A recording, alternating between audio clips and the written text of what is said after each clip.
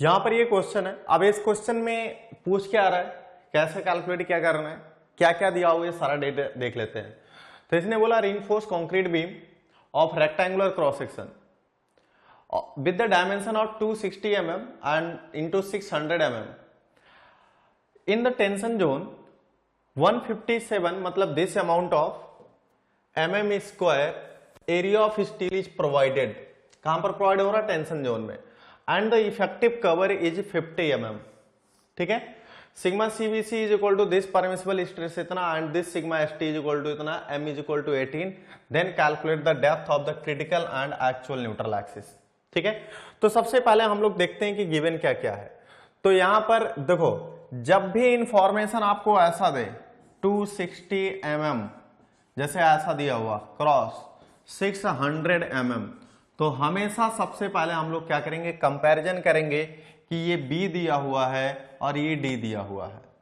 जब तक आपको यहां पर वो एक वर्ड ना बोले इफेक्टिव डेप्थ, जब तक वो आपको एक टर्म ना बोले इफेक्टिव डेप्थ, तब तक आप हमेशा इसको ओवरऑल डेप्थ लेके चलोगे। तो क्वेश्चन में कहीं नहीं वो बोला है इफेक्टिव डेप्थ के बारे में, तो हमें क्या करना है कि इसको मान के चलना ओवरऑल डेप्थ। तो देखते हैं क्या क्या गिवन है। तो यहां पर सबसे पहले दिया हुआ है, ठीक है, गिवन। पहले उसने साइज ऑफ बीम दे रखा है 260 mm क्रॉस 600 mm, यानी यहां पर दे रखा है B is equal to 260 mm और दे रखा है आपको overall depth is equal to 600 mm। उसने area of steel tension zone में प्रोवाइड किया है 157 mm का स्क्वायर। ठीक है। इफेक्टिव कवर जिसको अपन D डैश बोलते हैं, ये दे रखा है 50 mm।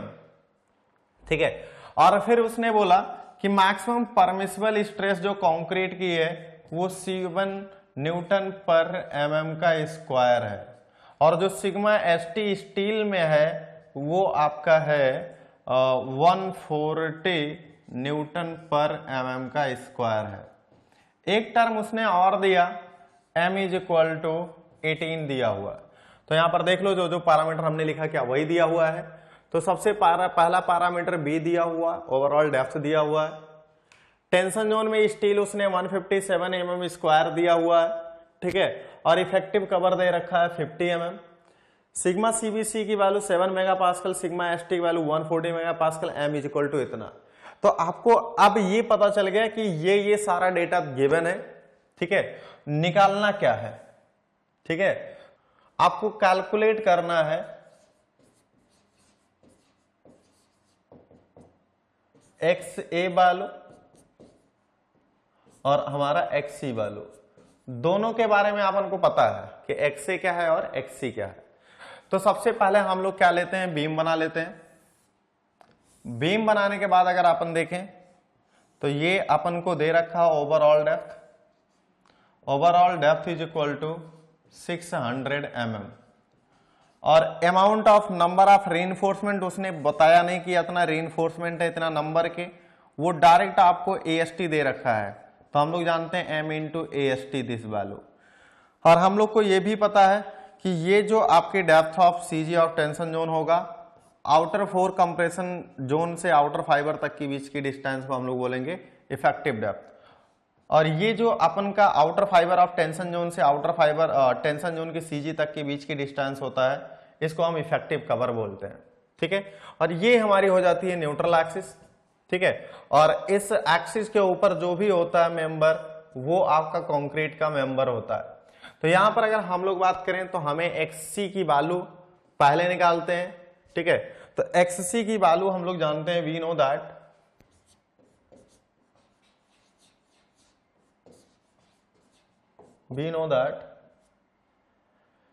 यहां पर अपन जानते हैं XC is equal to K multiply by D, और K की वैल्यू है m into sigma CBC divided by m into sigma CBC plus sigma ST।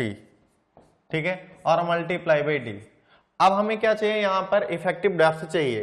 तो यहां पर d इज इक्वल टू ये टर्म हो जाएगा आपका, ये है हमारा इफेक्टिव डेप्थ, और ये वैल्यू अपन शुरू में भी पढ़ रखा है या यहां पर देख सकते हैं। ओवरऑल जो वैल्यू यहां से लेकर के यहां तक दिया हुआ, ये overall d is equal to 600 mm दे रखा है, और यहां से इफेक्टिव कवर की वैल्यू 50 mm दे रखा है। तो ये जो वैल्यू होती है ये हो जाती है overall depth minus effective cover, यानी 600 माइनस 50 इज इक्वल टू ये हो जाएगा आपका 550 mm। तो ये जो वैल्यू हो जाएगी ये इफेक्टिव डेप्थ हो गया। अब इस इफेक्टिव डेप्थ की वैल्यू पर आप रख लो, m की वैल्यू अपन है 18, सिग्मा c की वैल्यू है 7, और यहां पर हो जाएगा 18 multiply by 7 plus 140 multiply by ये वैल्यू आपकी हो जाएगी 550, ये वैल्यू आ रही है 260 mm।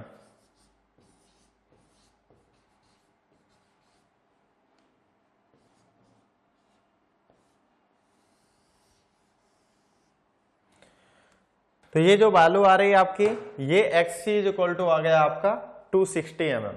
ठीक है, अगर नेक्स्ट अगर हम लोग बात करें कि हमें एक्स ए कैलकुलेट करना है, तो एक्स ए के लिए हम लोग जानते हैं फॉर्मूला, ठीक है, area moment of tension zone equal to area moment of compression zone.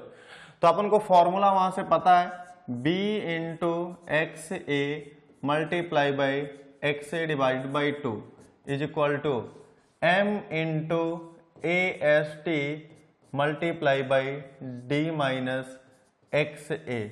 ठीक है, तो यहां पर b की वैल्यू आपको पता है, this is 260 multiply by X A का square divided by 2 is equal to m की वैल्यू 18 दिया हुआ है, AST की वैल्यू 157 दिया हुआ है, d की वैल्यू दे रखा 550 माइनस एक्स ए।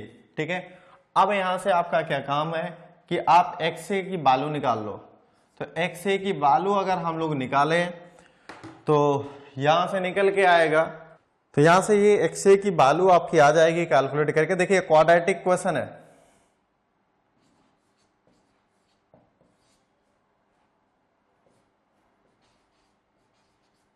तो ये आपकी आ रही 99.01 mm।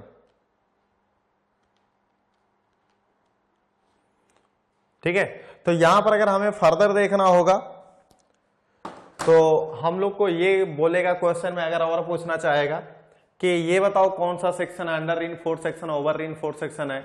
अगर अंडर रीइंफोर्स्ड सेक्शन है, ओवर रीइंफोर्स्ड सेक्शन या बैलेंस सेक्शन, तो ये बताओ मोमेंट ऑफ रेजिस्टेंस कितना होगा। ठीक है, तो ये पहले क्वेश्चन का आंसर आपका यहां तक हो गया। ये पहले क्वेश्चन का आंसर यहां पर ये हो गया कि ये है आपका actual depth of neutral axis,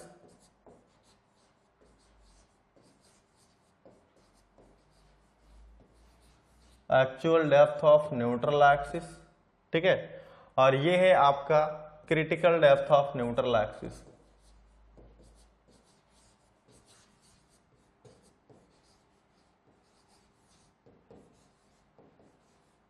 confuse मत होना, ये जगह हमने फॉर्मूला आपको 93.33 दे रखा था, divide by 93.33 plus sigma S T. ठीक है, तो लेकिन यहां पर m की वैल्यू और सिग्मा सीबीसी दोनों की वैल्यू गिवन है। ठीक है, तो ध्यान रखना यहां पर हमें क्या करना पड़ेगा, एक्चुअल वैल्यू रखना पड़ेगा। तो ये हमारा क्वेश्चन का आंसर है। अब हम लोग चलते हैं नेक्स्ट क्वेश्चन की तरफ, नेक्स्ट प्रैक्टिस करते हैं। नेक्स्ट क्वेश्चन है आपका कि सबसे पहले क्वेश्चन देखते हैं कि कहना क्या चाह रहा है क्वेश्चन। तो यहां पर लिखा reinforced concrete beam of rectangular cross section with the dimension. Rectangular cross section है जिसकी विड्थ b है और इफेक्टिव डेप्थ, एक टेक्निकल वर्ड है यहां पर उसने ऐड कर दिया। पीछे वाले क्वेश्चन में उसने डायरेक्ट 260 क्रॉस 600 mm दिया था, तो वहां पर आपको ये इंफॉर्मेशन नहीं था कि आपकी इफेक्टिव डेप्थ है या ओवरऑल डेप्थ है, कोई भी अंडरस्टैंडिंग पॉइंट ऑफ व्यू से नहीं था वहां पे। लेकिन अपन बताए कि जहां पर आपको कुछ भी ना गिवन हो, ओवरऑल डेप्थ आप मान के चलना, और तब तक ओवरऑल डेप्थ मानना जब तक वो कोई इंफॉर्मेशन ना दे। अगर वो इंफॉर्मेशन दे दिया इफेक्टिव डेप्थ है तो हम लोग को उसी के अनुसार चलना पड़ेगा। तो यहां पर फर्दर बोला given that sigma CBC is equal to 5 mega pascal newton per mm square, sigma ST is equal to 140, m is equal to 18, then calculate the following in the form of B and D. अब देखिए यहां पर आपको AST भी नहीं given है, यहां पर आपको एएसटी भी नहीं गिवन है कि कितना अमाउंट ऑफ स्टील लगा रहा है, आपको बी और डी भी नहीं गिवन है, बी और डी के बारे में भी कोई इंफॉर्मेशन नहीं गिवन है, लेकिन उसने दे रखा है कि सारा कैलकुलेशन हमारा बी और डी में होना चाहिए। ठीक है, अब देखो ये पूछ क्या कह रहा है, तो सबसे पहले आप ये बताइए depth of critical neutral axis कितना होगा, यानी एक्ससी की वैल्यू हमारी कितनी होगी। दूसरा, he is asking that what is the value of lever arm, lever arm की वैल्यू कितनी होगी। नेक्स्ट उसने बोला कि आपका मोमेंट ऑफ रेजिस्टेंस कितना होगा, उसने बोला मोमेंट ऑफ रेजिस्टेंस कितना होगा, उसने बोला परसेंटेज ऑफ स्टील कितना होगा। तो अब देखिए जो परसेंटेज ऑफ स्टील हम लोग निकालते हैं वो AST divided by B into D के फॉर्म में हम लोग निकालते हैं इसको। ठीक है, तो यहां पर जो हमारा ये वैल्यू आपकी कितनी होगी, यानी चार चार कैलकुलेशन करना है आपको। तो सबसे पहले हम लोग देखते हैं डेटा क्या क्या गिवन है। तो यहां पर अपन का नेक्स्ट क्वेश्चन है, इस क्वेश्चन में उसने दे रखा है कि एक बीम है रेक्टेंगुलर क्रॉस सेक्शन की, जिसके बारे में उसने कुछ स्टील वगैरह कुछ बोला नहीं, लेकिन अपन लिख दे रहे हैं कि M इंटू AST। ठीक है, जिसकी इफेक्टिव डेप्थ आपकी दे रखा है D और विड्थ दे रखा है आपको B। ठीक है, तो यहां पर वो सबसे पहला क्वेश्चन आपसे यही पूछा और वो गिवन है आपकी sigma CBC is equal to 5 megapascal या newton per mm square. Unit conversion बताया था अपन ने आपको। ठीक है, sigma ST is equal to बताया यहां पर 140 न्यूटन पर mm का स्क्वायर और m की वैल्यू भी आपको दे रखा है 18। ठीक है, तो यहां पर सबसे पहले उसने पूछा कि XC की वैल्यू बताइए। तो अगर मैं XC इतना लिख रहा हूं डायरेक्ट, तो ये अपन को अंडरस्टैंडिंग होनी चाहिए this is the indication of critical depth of neutral axis. तो अपन को पता है कि अपन जानते हैं XC इज इक्वल टू कितना होता है K इंटू डी। ठीक है, तो K की वैल्यू है आपकी M into sigma CBC divided by M into sigma CBC plus ये हो जाएगा आपका सिग्मा ST। तो यहां पर M की वैल्यू 5, CBC की वैल्यू आपको कितना दे रखा है, सॉरी M की वैल्यू कितना दे रखा है 18 और सिग्मा CBC की वैल्यू कितना दे रखा है 5। तो M की value 18 multiply by sigma CB की value 5 divided by 18 multiply by 5 plus sigma ST की वैल्यू कितना दे रखा 140 और ये आपका मल्टीप्लाई बाई डेप्थ की वैल्यू अपन को नहीं पता, तो हम लोग क्या करेंगे यहां पर डी के फॉर्म में निकाल लेंगे। ये आपका आ रहा 0.391 डी, ये आपकी वैल्यू आ गई XC की वैल्यू। सो फर्दर अगर हम लोग देखें तो एक वैल्यू तो आपकी निकल गई XC की वैल्यू। दूसरा उसने पूछा था लीवर आर्म की वैल्यू कितना होगा, जिस जो आपका निकल रहा है आप टिक करते चलो। अब दूसरा हमें क्या निकालना लीवर आर्म के वैल्यू। तो अब हमें क्या करना पड़ेगा, देखो दोस्त यहां पर आप XA की वैल्यू नहीं निकाल पाओगे। क्यों? क्योंकि ना तो एरिया ऑफ स्टील दे रखा है, ना तो आपको B और D का अमाउंट दे रखा है। अगर AST और BD आपका अमाउंट नहीं दे रखा है तो आप ये नहीं कंपेयर कर पाओगे कि अंडर रीइंफोर्स्ड सेक्शन है या ओवर रीइंफोर्स्ड सेक्शन है। जब भी आपको ऐसी प्रॉब्लम हो हमेशा XA इक्वल टू XC ले लीजिए और बैलेंस सेक्शन के लिए उसको डिजाइन कर दीजिए। ठीक है, तो यहां पर है दूसरा टर्म आपको निकालना है लीवर आर्म, दूसरा निकालना है आपको लीवर आर्म LA। तो हम लोग जानते हैं कि lever arm is equal to होगा lever arm is equal to D minus XC divided by 3 because no information about the area of steel, so always we consider XC is equal to XA। ठीक है, further दोस्त अगर हम लोग देखें तो D की वैल्यू यहां पर आपका डी है वास्तव में, और इस एक्सी की वैल्यू है 0.391 डी, और ये हो जाएगा डिवाइडेड बाई 3। तो ये वैल्यू आपकी आ जाएगी, ये वैल्यू आ जाएगी 0.869 डी। तो ये आपका हो जाएगा लीवर आर्म की वैल्यू। ठीक है, तो यहां से अपन को पता चल गया लीवर आर्म की वैल्यू। तीसरा पैरामीटर अपन को कैलकुलेट करना था moment of resistance.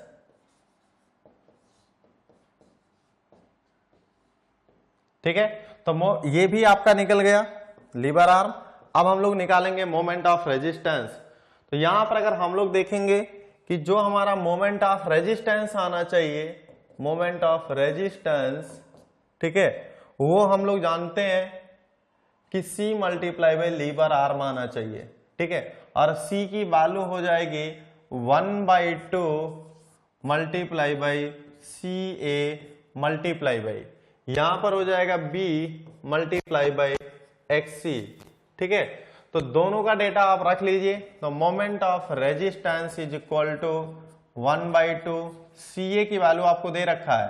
Balance section के लिए, बैलेंस सेक्शन के लिए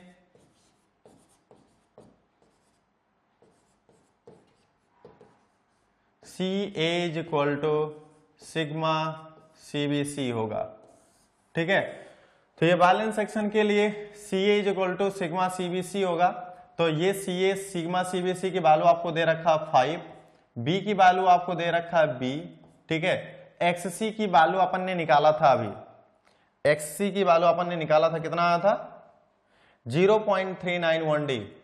तो ये हो जाएगा 0.391 मल्टीप्लाई बाई डी, और लीवर आर्म की वैल्यू भी अपन ने निकाला 0.869 डी। तो यहां पर अगर हम लोग देखेंगे तो ये जो हमारी वैल्यू आएगी 0.849, ये हो जाएगा B मल्टीप्लाई बाई डी का स्क्वायर। तो ये हो जाएगा आपका मोमेंट ऑफ रेजिस्टेंस। ठीक है, ये किसके रिस्पेक्ट में आया, बैलेंस सेक्शन के लिए। BAL मतलब बैलेंस सेक्शन, ध्यान रखना। तो उम्मीद करता हूं ये प्रॉपरली समझ में आया। सारा फॉर्मूला आपको पता होना चाहिए। C is equal to 1/2 CA multiply by B multiply by XC। XC इसलिए ले रखे हैं क्योंकि ना तो यहां पर AST के बारे में डिफाइन है, ना तो B और D के बारे में डिफाइन है। तो यहां पर अपन को बैलेंस सेक्शन मान के चलना पड़ेगा। ठीक है, नेक्स्ट है आपका, उसने बोला परसेंटेज ऑफ स्टील कितना आएगा। तो percentage of steel is equal to होगा AST divided by B multiply by D। Percentage में पूछा है तो ये हो जाएगा आपका परसेंटेज ऑफ स्टील, और ये आपका पूछा था फोर्थ टर्म में। ठीक है, यहां पर आपको फोर्थ टर्म में इसने पूछा है कि परसेंटेज ऑफ स्टील कितना होगा।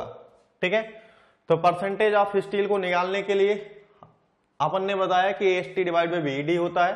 ठीक है, तो यहां पर हम लोग एक फॉर्मूला जानते हैं कि C is equal to T।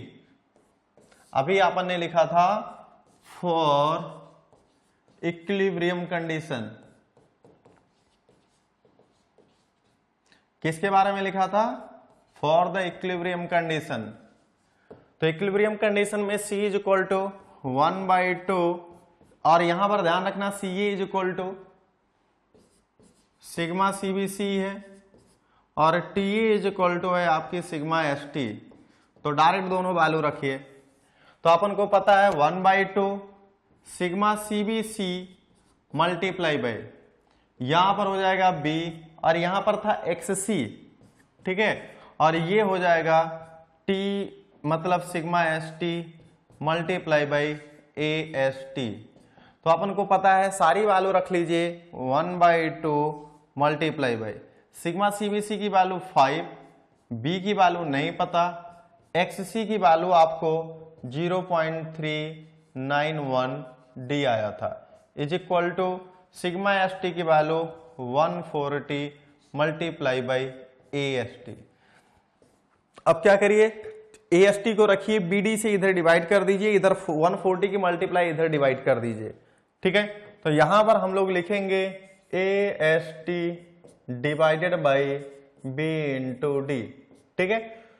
तो यहां पर डिनोमिनेटर में आएगा 140, देखो 140 से हमने डिवाइड कर दिया, BD से इधर डिवाइड किया, तो 5 मल्टीप्लाई बाई 0.391, तो यहां पर हो जाएगा 5 मल्टीप्लाई बाई 0.391 डिवाइडेड बाई 2। अब ये हमें किस में चाहिए, परसेंटेज में चाहिए, ठीक है। तो मल्टीप्लाई बाई हम लोग क्या कर देंगे, यहां पर 100 कर देंगे। तो यहां पर अगर हम लोग बात करें तो 2.5 मल्टीप्लाई बाई 39.1 डिवाइडेड बाई 140, ये इज इक्वल टू जो परसेंटेज ऑफ स्टील आएगा, ये आपका 2.5 मल्टीप्लाई बाई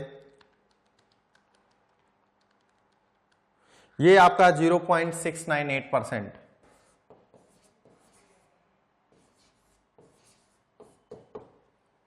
ठीक है। तो ये वैल्यू आपकी आ गई इतना %, तो ये आपका फाइनल आंसर हो गया, ठीक है। तो जो कॉन्सेप्ट हम लोगों ने पहले डिस्कस कर रखा उसी कॉन्सेप्ट के बेसिस पे इसको भी अपन करेंगे। तो सबसे पहले क्वेश्चन को पढ़ लेते हैं कि क्वेश्चन में कहना क्या चाह रहा है, क्या क्या गिवन है और क्या कैलकुलेट करवाना चाह रहा है। तो उसने बोला reinforce concrete beam of rectangular cross section with the dimension of width 200 mm and effective depth 400 mm। And ध्यान रखना है कि ये बात कर रहा है इफेक्टिव डेप्थ की 400 mm है, ओवरऑल डेप्थ की बात नहीं कर रहा। The area of steel provided in tension zone 4, number of बार, और हर एक बार की डाया 20 mm है, इसको हमने बताया कैसे पढ़ना है। एंड गिवन और गिवन है data, the grade of material use M15 mean sigma CBC की वैल्यू होगी 5 megapascal newton per mm square. And the grade of concrete is Fe 250, ठीक है, grade of steel. Then calculate the moment of resistance. तो सबसे पहले देख लेते हैं कि डेटा क्या क्या गिवन है। तो सबसे पहले हम लोग लिखेंगे given data.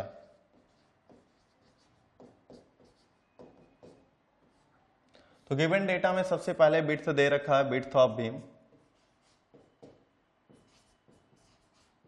Width of beam is equal to 200 mm। D is equal to ये हो जाएगा आपका effective depth is equal to 400 mm। Area of steel जो आपने प्रोवाइड कर रखा, देखो 4 number of bar with 20 mm फाया है, तो एक बार का जो एरिया होगा सर्कुलर नेचर का वो हो जाएगा π/4 मल्टीप्लाई बाई 20 का square multiply by total number of बार। ये एक बार का एरिया है, टोटल 4 नंबर ऑफ बार दे रखे हैं।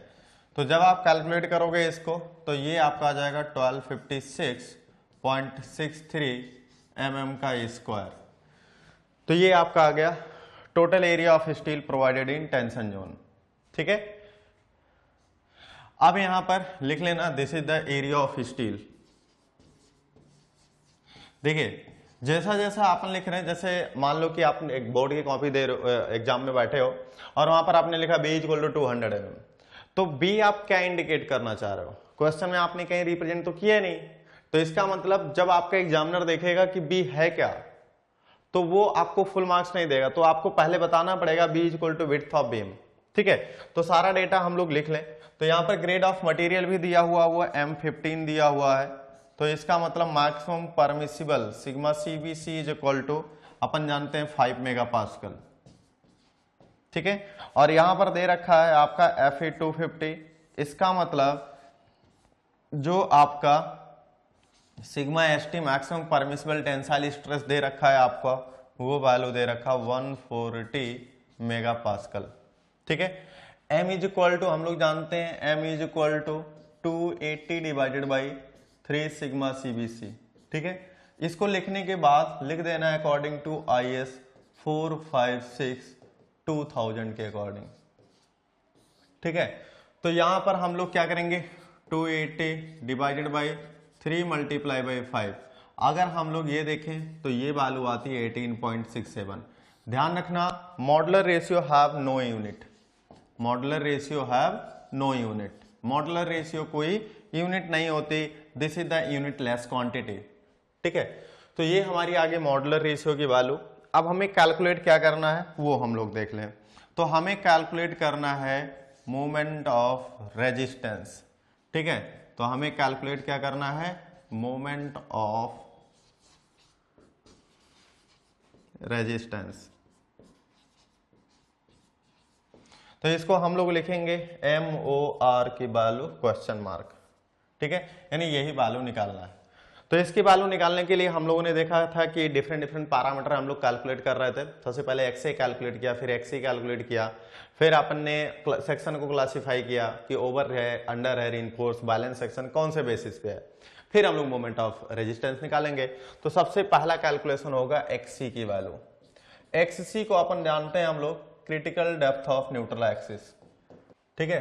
तो यहां से हम लोग जानते हैं XC इज इक्वल टू होता है K मल्टीप्लाई बाई डी, और K की वैल्यू होती है M into sigma CBC divided by M multiply by sigma CBC plus sigma ST, ठीक है, multiply by D।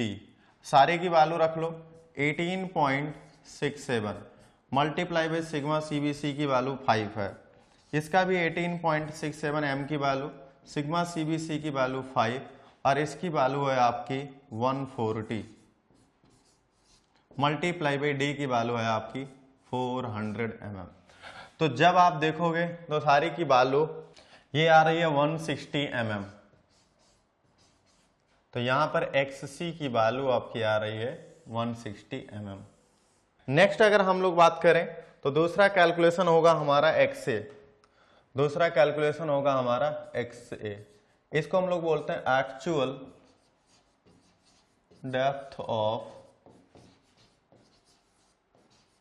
Neutral axis, ठीक है। अपन जानते हैं this is based on the cross sectional parameter, ठीक है। क्रॉस सेक्शनल पैरामीटर कहने का मतलब ये है कि कंक्रीट का एरिया और टेंसाइल का एरिया। तो फॉर्मूला अगर मैं लिखना चाहूं तो मैंने आपको लिखवाया हुआ, फिर भी लिख देते हैं, ठीक है। Area moment of compression zone equal to area moment of tension zone, area moment of compression zone, ठीक है। ये COMP डॉट कंप्रेशन लिखा हुआ है, ठीक है, और यहां पर लिखेंगे एरिया मोमेंट ऑफ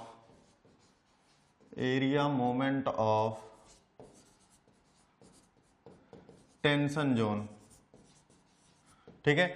तो यहां पर फॉर्मूला हम लोग जानते हैं V इंटू XA, ये कंक्रीट का एरिया हो गया, CG से न्यूट्रल एक्सिस के बीच तक की डिस्टेंस XA बाई 2, ये फॉर्मूला अपन जानते हैं। यहां पर M into AST multiply by D minus XA, this is also formula, ये फॉर्मूला भी हम लोग जानते हैं। तो यहां पर B की वैल्यू है आपकी 200 मल्टीप्लाई बाई ये वैल्यू हो जाएगी XA का स्क्वायर डिवाइडेड बाई 2। M की वैल्यू आपके 18.67 मल्टीप्लाई बाई AST की वैल्यू है आपकी 1256.63 मल्टीप्लाई बाई डी की वैल्यू आपकी है 400 माइनस ये आपकी XA की वैल्यू अपन को नहीं पता, तो आप यहाँ क्या करिए XA की वैल्यू निकालिए। अगर आप XA की वैल्यू कैलकुलेट करोगे यहां से तो निकल के आ रहा है, ये क्वाड्रेटिक इक्वेशन बन रहा है, आप सॉल्व कर सकते हो। तो ये वैल्यू आ रही है 210.72 mm, ठीक है। तो ये आपकी XA की वैल्यू आ गई, 2 डिजिट तक लेके चलना, ठीक है। ये 727 आ रहा तो इसको 73 कर लेते हैं, ठीक है, अप्रोक्सीमेशन है, जस्ट ध्यान रखना। नेक्स्ट है आपका क्लासिफिकेशन ऑफ सेक्शन, थर्ड है आपका क्लासिफिकेशन ऑफ सेक्शन।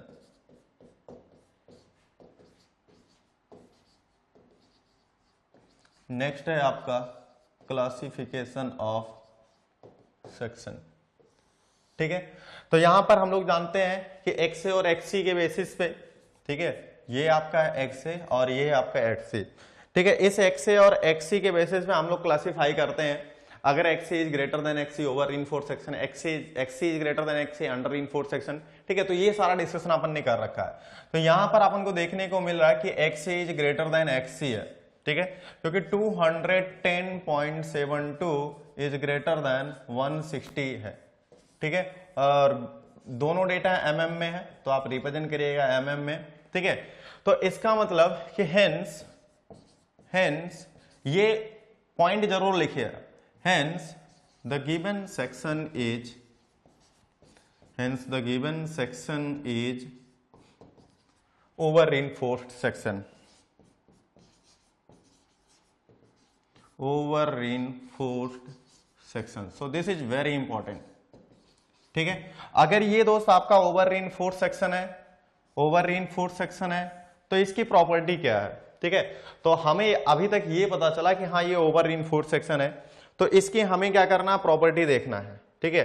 तो यहां पर लिख ले रहे हैं प्रॉपर्टीज ऑफ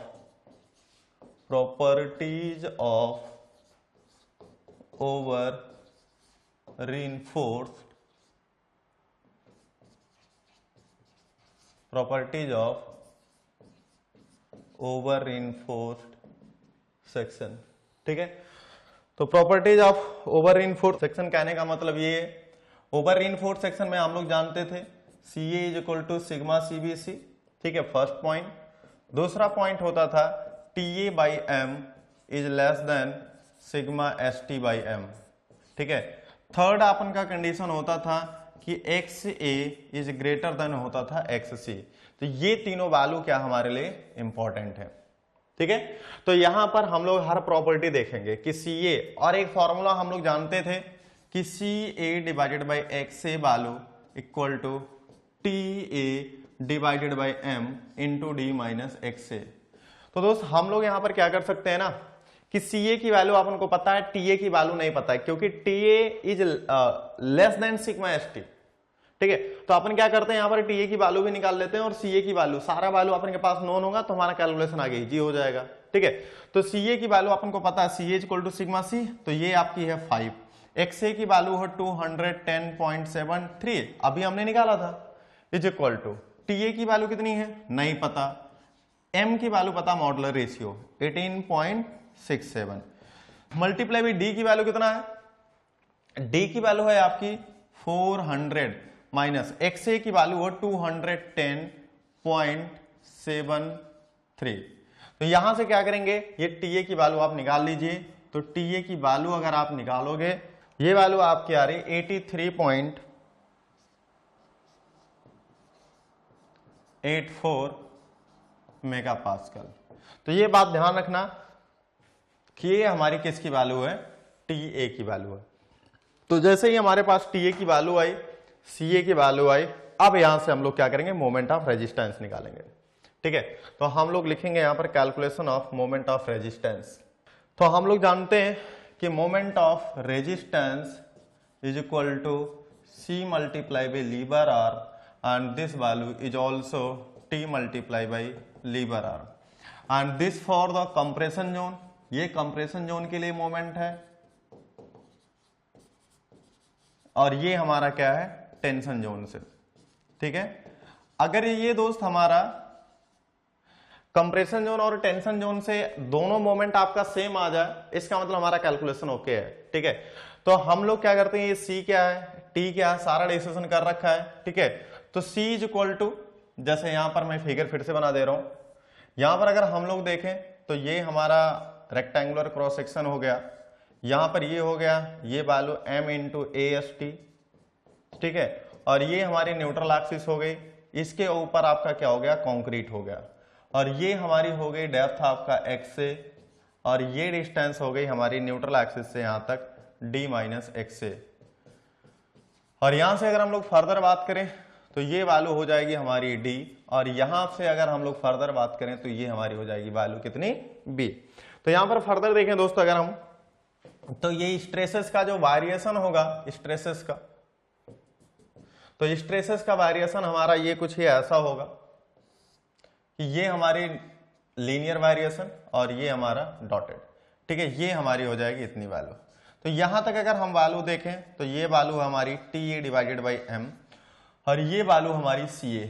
अब ये हमें पता CA equal to sigma CBC for over reinforcement, over reinforced section, and TA by M is equal to equivalent to concrete stresses and it is less than the sigma ST by M value, ठीक है। तो दोस्तों अगर हम लोग यहाँ पर देखें फर्दर, तो हम लोग यहाँ पर देखेंगे कि यहाँ पर एक आपका कंप्रेशन जोन आएगा और यहाँ पर एक टेंसल जोन में एक टेंसाइल फोर्स आएगा, ठीक है। और ये टेंशन जो, ये CG ऑफ कंप्रेशन जोन हो जाएगा, ये CG ऑफ कंप्रेशन जोन, और अपन जानते हैं ये भी लाइन है CG ऑफ टेंशन जोन के, ठीक है।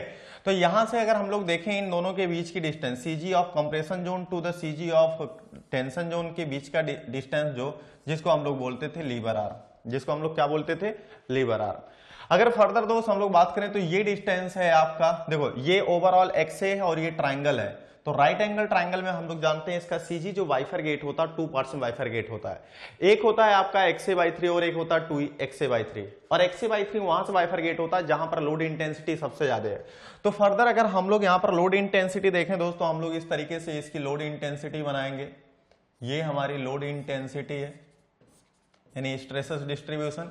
तो लोड इंटेंसिटी आपका आउटर फाइबर पर सबसे ज्यादा मैक्सिमम, तो यानी यहां से डिस्टेंस आपका सबसे मिनिमम होगा, और वो सबसे मिनिमम जो डिस्टेंस होगा उसको हम लोग मान ले रहे हैं क्या, XA/3।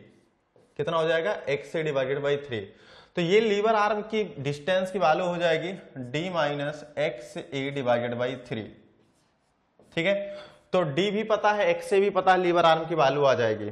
अब C क्या होता था, C is equal to total compressive force, total compressive force of this compression zone, तो इसका एरिया मल्टीप्लाई बाय विड्थ, हमने कॉन्सेप्ट बताया था आपको।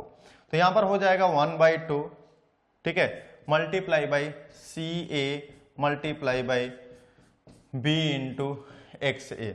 यहां पर वैल्यू रखोगे तो 1/2 और CA की वैल्यू है 5, CA equal to sigma CBC, B की वैल्यू 200 और इसकी वैल्यू XA की वैल्यू है 210.73। ये इज इक्वल टू आपकी वैल्यू आ जाएगी C इज इक्वल टू 105.365, और ये यूनिट है अभी न्यूटन में।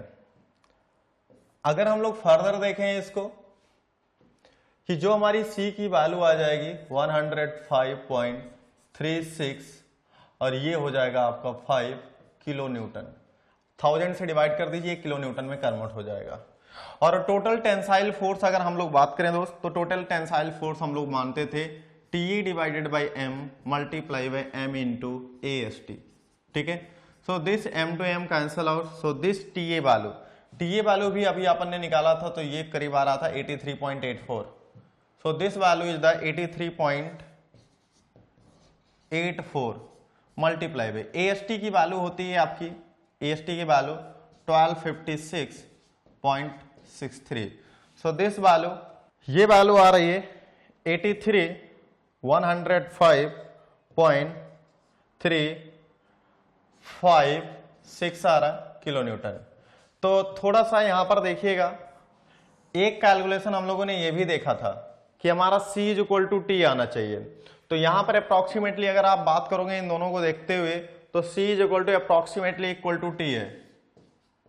ठीक है, बस 0.01 का फर्क है, तो उतनी बड़ी वैल्यू डिफरेंस नहीं है। तो इसका मतलब जो भी अपन कैलकुलेशन कर रहे हैं वो हमारा अभी तक ठीक है। अगर C is equal to T आ गया फॉर द इक्विलिब्रियम कंडीशन, ठीक है, तो अभी तक जो भी अपन ने कैलकुलेशन किया वो ठीक है। अगर C की वैल्यू और T की वैल्यू दोनों सेम है, तो यहां पर जो लीवर आर्म हमने लिखा है LA की वैल्यू, ये हमारा कांस्टेंट रहेगा। चाहे आप टेंशन जोन से लो, चाहे आप कंप्रेशन जोन से लो, C इक्वल टू T है, लीवर आर्म दोनों की सेम रहेगी। तो जब ये दोनों सेम हो गया, ये दोनों सेम हो गया, तो दोनों की वैल्यू क्या रहेगी, इक्वल रहेगी। यही हमारा कैलकुलेशन का मेन मोटिव है। और यहां से अपन ने प्रूव भी कर लिया कि हमारा कैलकुलेशन क्या है, सही है, जो भी अपन ने कैलकुलेट किया। तो यहां पर आप क्या करिए, लीवर आर्म की वैल्यू निकाल लीजिए। तो lever arm is equal to हो जाएगा, lever arm is equal to D minus XA divided by 3। तो D की वैल्यू है आपकी 400 माइनस XA की वैल्यू है आपकी 210.73 डिवाइडेड बाई 3। तो इसकी वैल्यू आपकी हो जाएगी 329.76 mm। इसको हम लोग ऐसा भी लिख सकते हैं 0.3297 मीटर। ठीक है, ये हमारी आ गई लीवर आर्म। तो अब क्या करिए, दोनों की वैल्यू रख लीजिए 105.365। तो यहां से आपका मोमेंट ऑफ रेजिस्टेंस कंबाइन आ जाएगा 105.3, तो ये 365 मल्टीप्लाई बाई 0. ठीक है, ये वैल्यू आ जाएगी 3474, ये आपका आ जाएगा 34.744। ये किलो न्यूटन और ये मीटर, तो आंसर आ जाएगा आपका किलो न्यूटन मीटर। तो मोमेंट ऑफ रेजिस्टेंस जो वो पूछा था वो आपका आ गया इतना। ठीक है, यही हमारा फाइनल आंसर है।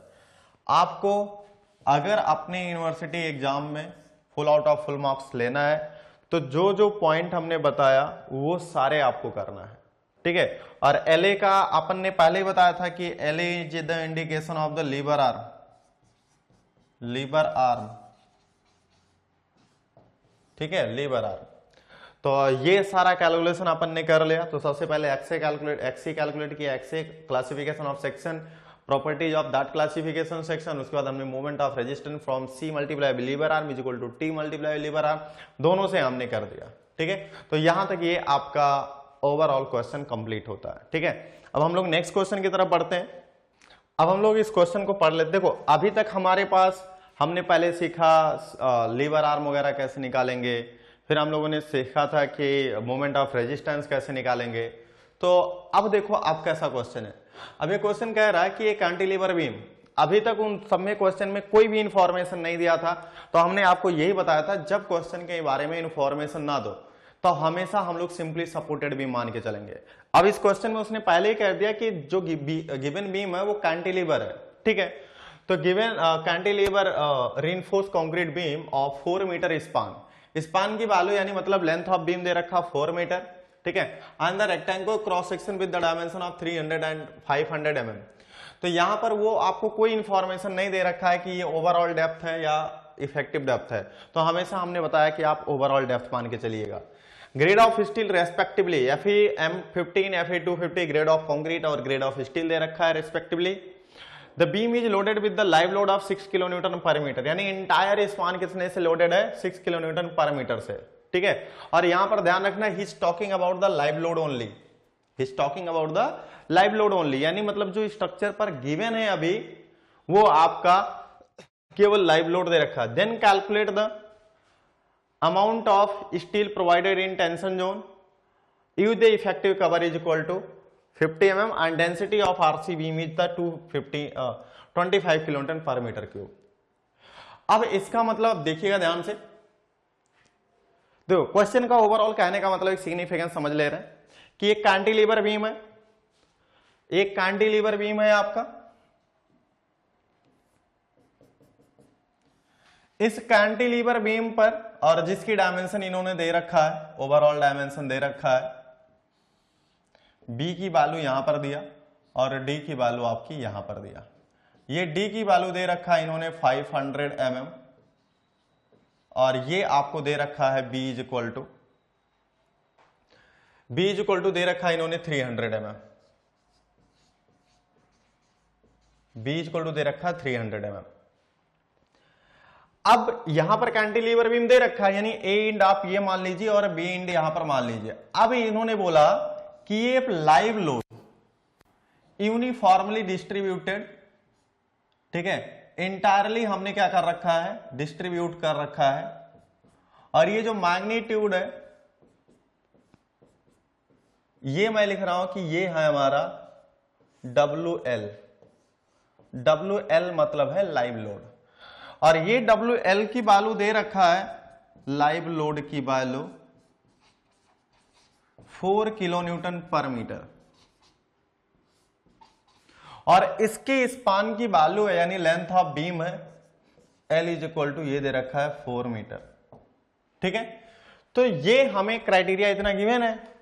अब उसने बोला कि gamma of RCC unit weight of RCC is equal to ले लीजिए आप 25 kilo newton per metre cube. सारा डेटा के बारे में अपन ने एनालिसिस पहले ही बता रखा है। ठीक है, अब देखिए ये बीम कैसा दोस्त, कैंटिलीवर बीम है।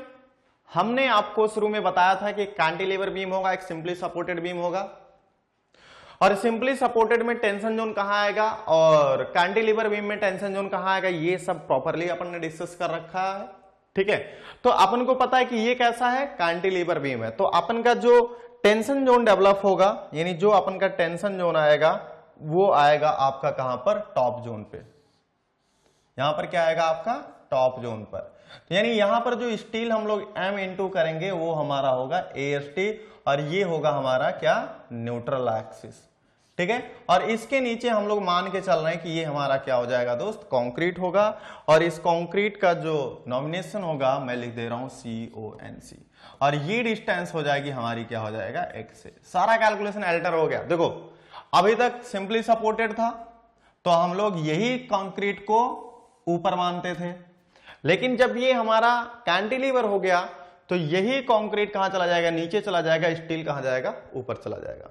क्योंकि कैंटिलीवर के केस में हमने शुरू में बताया था, ठीक है, ब्रॉडली 15 मिनट तक आई थिंक डिस्कस भी किया था सिंपली सपोर्टेड कैंटिलीवर के बारे में, यही बताने के लिए कि आप स्टील कहां प्रोवाइड करोगे, कहां कंक्रीट प्रोवाइड करोगे। अगर कैंटिलीवर है तो कहां प्रोवाइड करोगे, सिंपली सपोर्टेड बीम है तो कहां प्रोवाइड करोगे, ठीक है। तो यहां पर आपको ये सब पता है, ठीक है, डेड लोड लाइव लोड पता है। तो हमारा सबसे पहले, और ग्रेड ऑफ मटेरियल भी दे रखा है M15 और Fe250 भी दे रखा है। कहने का मतलब sigma CBC is equal to आ जाएगा आपका 15 मेगा पास्कल, और यहां पर आ जाएगा sigma ST is equal to आ जाएगा आपका 140 मेगा पास्कल। तो इसने पूछा क्या है, पहले ये देख लेते हैं।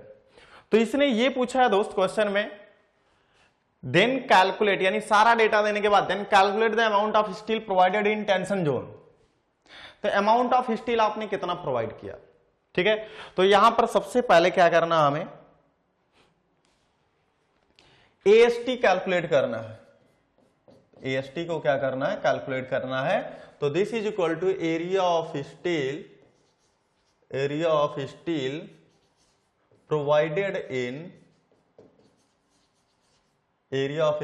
provided in tension zone. Area of steel provided in tension zone, ठीक है। तो यहां पर सबसे पहले हमें क्या करना दोस्त, ये देखो सबसे पहले आपको लाइव लोड दे रखा है, तो सबसे पहले हम लोग क्या करेंगे, डेड लोड की कैलकुलेशन करेंगे, ठीक है। तो हम लोग लिखेंगे dead load of beam, dead load of beam, ठीक है। तो ये हम लोग लिखेंगे WT is equal to gamma of RCC multiply by B into overall depth. ये ध्यान रखना कि जब हम लोग डेड लोड की कैलकुलेशन करेंगे तो हमेशा हम लोग ओवरऑल डेप्थ लेंगे। जब हम लोग डेड लोड की कैलकुलेशन करेंगे तो हम लोग ओवरऑल डेप्थ लेंगे, और बाकी एनालिसिस में हम लोग इफेक्टिव डेप्थ लेते थे, ठीक है। तो यहां पर गामा RCC की वैल्यू है 25 किलो न्यूटन। अब B की वैल्यू, अब देखो kilo newton per metre cube, यानी B की वैल्यू मीटर में कन्वर्ट कर लो और D की वैल्यू मीटर में कन्वर्ट कर लो। B की वैल्यू दे रखा 300 mm, तो इसको हम लोग लिख सकते हैं 0.3 मीटर, और इसको लिख सकते हैं 0.5 मीटर, ठीक है। तो यहां पर हम लोग क्या करेंगे, मल्टीप्लाई बाई 0.3 मल्टीप्लाई बाई 0.5, ये वैल्यू आ रही है 3.75 किलो न्यूटन पर मीटर। ये वैल्यू आ रही है आपकी डेड लोड की वैल्यू आ रही है 3.75 किलो न्यूटन पर मीटर, ठीक है। अब ये डेड लोड हो गया, लाइव लोड दिया हुआ है, तो आप क्या कैलकुलेट कर लीजिए, total load, total load on the beam, total load on the beam, ठीक है। तो टोटल लोड को हम लोग लिखेंगे W, ये हो जाएगा WL प्लस WD। WL मतलब लाइव लोड, WD मतलब डेड लोड। तो this is the 6 plus 3.75 kilo newton per metre, तो ये हो जाएगा 9.75 किलो न्यूटन पर मीटर, ठीक है, W। तो अब आपको देखो, जब हमने शुरू में आपको बताया था 2 टाइप के प्रॉब्लम आएंगे। एक प्रॉब्लम तब होगा कि जब हमें पूछेगा कि आपकी लोड की वैल्यू कितनी होगी, आपके पास लोड की वैल्यू कितनी होगी। अब यहां पर इसने ऐसा पूछा कि आपके पास लोड दे रखा है, आपको अमाउंट ऑफ स्टील यानी क्रॉस सेक्शन कितना रिक्वायरमेंट होगा, तो ये दूसरे टाइप का प्रॉब्लम हो गया। तो अब अपन को W पता है, तो हमें क्या करना पड़ेगा कि इस लोड की वजह से बीम पर मैक्सिमम बेंडिंग मोमेंट कितना आएगा। तो सबसे पहले हम लोग क्या करेंगे, इसकी BMD ड्रॉ करेंगे, तभी तो पता चलेगा कि मैक्सिमम बेंडिंग मोमेंट कितना आ रहा है। और ये हमने जो लोड डिस्ट्रीब्यूट किया, ये टोटल लोड डिस्ट्रीब्यूट किया, ये एंड हो गया और ये एंड आपका क्या हो गया दोस्त, बी एंड हो गया। ये लेंथ इज इक्वल टू कुछ भी हो, ठीक है। तो एसएफडी के बारे में अगर हम लोग बात करेंगे इसके, तो एसएफडी के बारे में लोड इंटेंसिटी यहां पर 0, तो ये हो जाएगा आपका एसएफडी। अभी शियर के लिए डिजाइन नहीं कर रहे हैं अपन, इसलिए बस इसको केवल छोड़ दे रहे हैं एसएफडी का, तो ये इंटायरली पॉजिटिव। अभी कैसे बनता है सोम में स्ट्रेंथ ऑफ मटेरियल में अपन ने ब्रॉडली डिस्कस कर रखा है, ठीक है। अगर हम लोग बात करें कि ये आपका बीएमडी कैसा बनेगा, तो बीएमडी आपका यहां पर स्लोप 0, यहां पर स्लोप मैक्सिमम, और ये बन जाएगा सिमिलर बीएमडी, ठीक है। तो ये जो बालू होगी इंटायरली हॉगिंग होगा, ठीक है, और ये हमारा हो जाएगा बीएमडी। एसएफडी मतलब शियर फोर्स डायग्राम, बीएमडी मतलब बेंडिंग मोमेंट डायग्राम। तो ये हमारा देखो, अगर हम लोग बात करें तो ये हमारा सबसे मैक्सिमम वैल्यू आ रही है, इससे कम हर जगह वैल्यू है इंटायर बीम पर। तो हम लोग क्या करेंगे, यहां पर आपकी बीम की वैल्यू क्या है, ये मैक्सिमम मैग्नीट्यूड है, तो मैक्सिमम मैग्नीट्यूड के लिए डिजाइन कर दो। अगर इस सेक्शन के लिए आपने डिजाइन कर दिया तो इस सेक्शन, इस सेक्शन, इस सेक्शन, सारे सेक्शन के लिए क्या हो जाएगा, सेफ हो जाएगा। तो ये मैक्सिमम बेंडिंग मोमेंट हो जाएगा एम मैक्स, ठीक है, और इसी को हम लोग बोलेंगे बेंडिंग मोमेंट मैक्सिमम। तो ये जो मैक्सिमम बेंडिंग मोमेंट आता है, मैक्सिमम बेंडिंग मोमेंट, ये आपका आता है WL² डिवाइडेड बाई 2। देखो यहां पर होता है ये जो अपन का एरिया आएगा, यानी ये जो ऑर्डिनेट शियर फोर्स का आएगा, ये WL होगा। अब इसका क्या कर दो, एरिया ले लो, इसका क्या करो, एरिया ले लो, और यही आपको देगा इस पॉइंट पर मैक्सिमम बेंडिंग मोमेंट। एक तो ये ऑप्शन है। दूसरा ऑप्शन ये है कि इस पॉइंट लोड को, इसको पॉइंट लोड में कन्वर्ट कर लो WL, और ये CG पर आप L/2 और ये CG पर L/2, इस पॉइंट पर खड़े होकर आप मोमेंट ले लो। तो WL, तो this is the A point, तो moment about A is equal to हो जाएगा this load WL multiply with this distance L/2, ये इज इक्वल टू हो जाएगा WL² डिवाइडेड बाई 2। तो ये हमारा क्या हो गया, मैक्सिमम बेंडिंग मोमेंट हो गया। तो मैक्सिमम बेंडिंग मोमेंट की वैल्यू कितनी आ रही है, WL² बाई 2, ठीक है। तो इसकी वैल्यू हमारी, तो इसको मैं आज से भी लिख रहा हूं, केवल bending moment maximum is equal to, देखो यहां पर W की वैल्यू दे रखा है, यहां पर W की वैल्यू दे रखा है, और W की वैल्यू कितना दे रखा है, 9.75 मल्टीप्लाई बाई L की वैल्यू दे रखा है 4, और डिवाइड बाई ये हो जाएगा WL² बाई 2। तो ये आ रहा 78 किलो न्यूटन मीटर, यानी ये इतने का मोमेंट आ रहा है, इतने का क्या आ रहा है, मोमेंट आ रहा है। अब इतने मोमेंट को रजिस्ट कराने के लिए आपके पास तो कंक्रीट दे रखा है, अब आप क्या करिए, स्टील की वैल्यू निकाल लीजिए। आप क्या करिए, स्टील की वैल्यू निकाल लीजिए, यानी कितना आपको अमाउंट ऑफ स्टील चाहिए। तो यहां पर हमारा ये बेंडिंग मोमेंट किसकी वैल्यू दे रखा है, मैक्सिमम की। तो सबसे पहले हमें क्या कैलकुलेट करना पड़ेगा, XC की। अब देखो दोस्त, जब भी आपको डिजाइन की बात करेगा तो आप अंडर और ओवर की बात नहीं कर पाओगे। क्यों? क्योंकि अगर आप देखो तो आपके पास जो पहला पैरामीटर है ये XC, इसकी वैल्यू तो डायरेक्ट हम लोग K × D निकाल लेंगे, लेकिन कभी भी XA की वैल्यू नहीं निकाल पाएंगे। क्यों? क्योंकि वहां पर आपको AST चाहिए, और जब तक AST नहीं पता होगा आपको, तब तक आपको ये नहीं पता होगा कि वो आपका अंडर इनफोर्स है या ओवर इनफोर्स सेक्शन है। तो हमारे पास यहां पर AST है नहीं, तो इसलिए हम लोग AST XA निकाल नहीं पाएंगे। इसका मतलब जो भी एनालिसिस करना होगा आपको बैलेंस सेक्शन के लिए एनालिसिस करना होगा।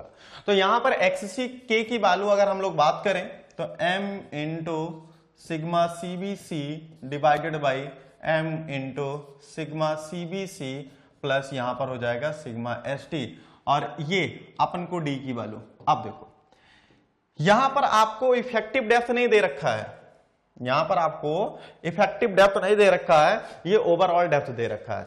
लेकिन क्वेश्चन में उसने बोला यहां पर and the steel provide use the effective cover equal to 50 mm, यानी यहां से यहां तक की डिस्टेंस, इसको हम लोग बोलते थे इफेक्टिव कवर, और ये दे रखा है 50 mm, ठीक है। तो यहां से यहां तक की जो डिस्टेंस हो जाएगा उसको हम लोग बोलेंगे इफेक्टिव डेप्थ, यानी small d। So this small d यानी effective depth is equal to overall depth minus d dash, यानी 500 minus 50 is equal to this value is the 450 mm. This value is equal to 450 mm. ठीक है, तो यहां पर अपन को पता चल गया कि डी की वैल्यू 450 mm है, एम की वैल्यू वही पिछले क्वेश्चन में 18.67 multiply by 5, 18.67 multiply by 5 plus 140 multiply by 450, ये आपकी आ रही है 180 mm। ये हमारी एक्स सी की वैल्यू आ रही है। जैसे ही हमारे पास एक्स सी की वैल्यू आ गई, ठीक है, तो हम लोग क्या करेंगे, यहां पर अब वैल्यू कैलकुलेट करेंगे। तो यहां पर हम लोग जानते हैं कि हमारी जो लीवर आर्म की वैल्यू हो जाएगी, वो लीवर आर्म, देखो यहां पर दो तरीके से आप मूवमेंट निकाल सकते हो। यहां पर अपन दो तरीके से एएसटी वैल्यू निकाल सकते हैं, वो कैसे निकालेंगे देख लेते हैं। तो पहले अगर हम लोग लीवर आर्म की वैल्यू देखें तो यहां पर लिखेंगे d is equal to XC D minus XC by 3। D की वैल्यू है आपकी 450 माइनस एक्सी की वैल्यू है 180 डिवाइडेड बाई 3। तो यहां पर अगर आप देखोगे तो ये आपकी आ जाएगी 390 mm, ठीक है। तो ये आपकी हो जाएगी लीवर आर्म। तो ये आपकी लीवर आर्म की वैल्यू आ गई 390 mm। तो इसको 450 और माइनस 60 यानी 390 mm। तो अब हम लोग लिख सकते हैं कि M R balance is equal to T multiply में लिख सकते हैं टोटल लीवर आर्म। अब टी की वैल्यू कितनी है, तो टी की वैल्यू भी अपन जानते हैं, T is equal to T, यानी ये आपका बैलेंस सेक्शन के लिए है, ठीक है। तो sigma S T multiply by A S T. Upon balance section क्यों बोल रहे हैं, क्योंकि यहां पर अपन को क्रॉस सेक्शन नहीं पता है स्टील का, इसलिए जो भी हम लोग डिजाइन करेंगे वो हम लोग करेंगे बैलेंस सेक्शन के लिए। किसके लिए करेंगे, बैलेंस सेक्शन के लिए, ठीक है। तो बैलेंस सेक्शन के लिए अगर हम लोग बात करें तो sigma S T into A S T, तो moment of resistance for the balance section is equal to sigma S T की वैल्यू दे रखा 140 multiply by A S T के बारे में नहीं पता, और लीवर आर्म की वैल्यू यहां पर अपन ने कैलकुलेट किया 390 mm।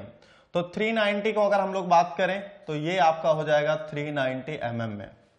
और अगर हम लोग बात करें तो इतना स्टील चाहिए कि ये आपका बैलेंस सेक्शन को क्या कर सके, रेजिस्ट कर सके, बेंडिंग मोमेंट की मैक्सिमम वैल्यू को। तो ये वैल्यू आपकी आई थी कितनी,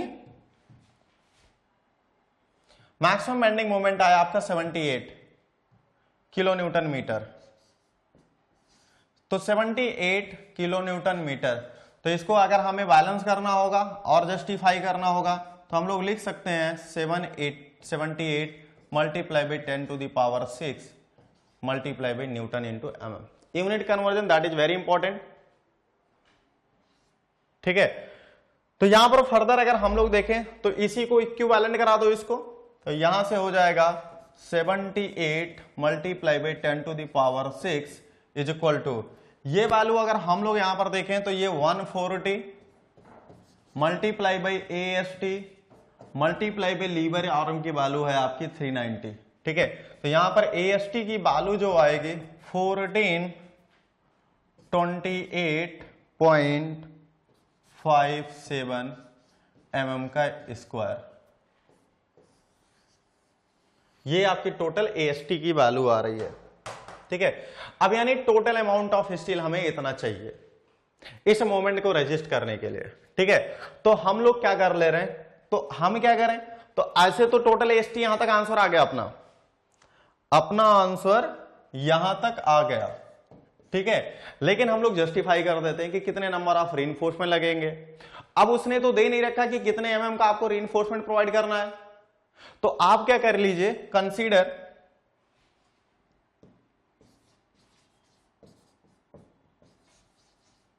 consider 20 mm dia of reinforcement is provided,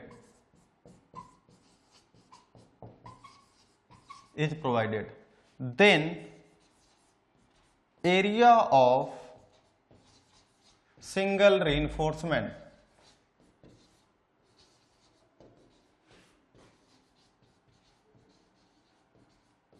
ठीक है। तो यहां पर हो जाएगा पाई बाई 4 20 का स्क्वायर। अगर आप देखोगे ये वैल्यू आ रही है 14.16 mm का स्क्वायर, यानी ये एक रीइंफोर्समेंट का एरिया है। तो total number of reinforcement, total number of reinforcement, total number of reinforcement यानी n is equal to total AST divided by AST of single bar, AST of single bar. तो total AST कितना है? Total AST है 1428.57, 1428.57 divide by single reinforcement की value है 314.16। तो यहां पर आ रहा है ये वैल्यू 4.54। तो 4.54 का कोई तो रीइंफोर्समेंट आएगा ही नहीं, तो हम लोग क्या करेंगे, यहां पर प्रोवाइड कर देंगे 5 नंबर ऑफ रीइंफोर्समेंट। ठीक है, तो हम लोग लिखेंगे hence provide 5 number of bar with 20 mm fire each in tension zone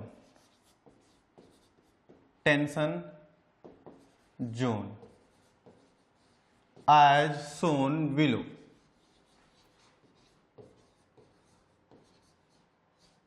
ठीक है, अब देखिए यहां पर, अब हम लोग जानते हैं कि जो हमारा बीम है वो कैसा है, कैंटिलीवर बीम है।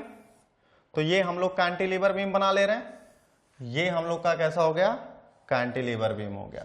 ठीक है, अब ये कैंटिलीवर बीम में हम लोग जानते हैं कि रीइंफोर्समेंट आपका ऐसे प्रोवाइड होगा, क्योंकि टॉप जोन हमारा कहां जाएगा, कंप्रेशन में।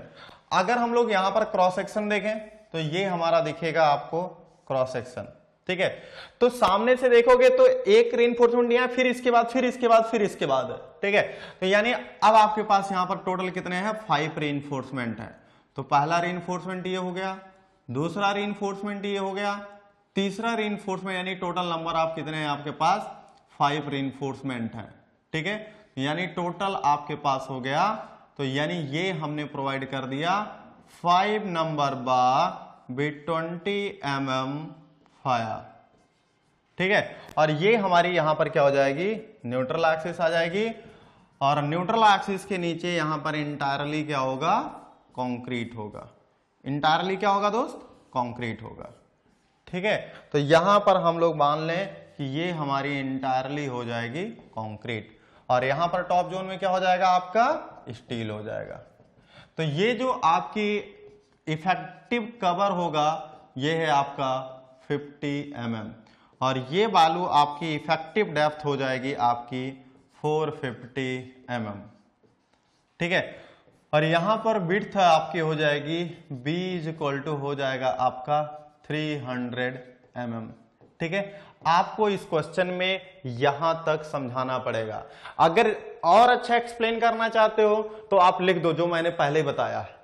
We know that in case of cantilever beam the tension zone is above the neutral axis, so the amount of steel is provided above the neutral axis। ठीक है, अब कितना रीइंफोर्समेंट आप provide कर रहे हो, आप इतना प्रोवाइड कर रहे हो। ठीक है, आपको रिक्वायर कितना था, 4.54 की, आपने प्रोवाइड किया कितना, 5 रीइंफोर्समेंट, यानी ये आप क्या है, ये आपका सेफर साइड है। ये तो था आपका पहले से कि आपने क्या किया था, अभी हमने बताया था आपको कि हम लोग दो तरीके से रीइंफोर्समेंट निकालेंगे। एक तो आपका ये हो गया, दूसरा आपका जो होगा उसको भी आप क्या कर सकते हो, आप निकालना। दूसरा मेथड है आपका C is equal to T कर लीजिए, total compressive force is equal to total tensile force, दूसरा मेथड से, सेकंड मेथड से एरिया ऑफ स्टील निकालने के लिए। ठीक है, तो C इज इक्वल टू हम लोग जानते हैं 1/2 CA, यहां पर सिग्मा CBC होगा बैलेंस सेक्शन के लिए, multiply by B into XC is equal to sigma ST multiply by ये आपका हो जाएगा AST। ठीक है, अब आप क्या करना, यहां से कैलकुलेट करना, दोनों में अमाउंट ऑफ स्टील क्या आएगा, दोनों सेम आएगा। दोनों ही मेथड आपके लिए बेस्ट है। ठीक है, चले, ये आपका क्वेश्चन यहां तक खत्म होता है।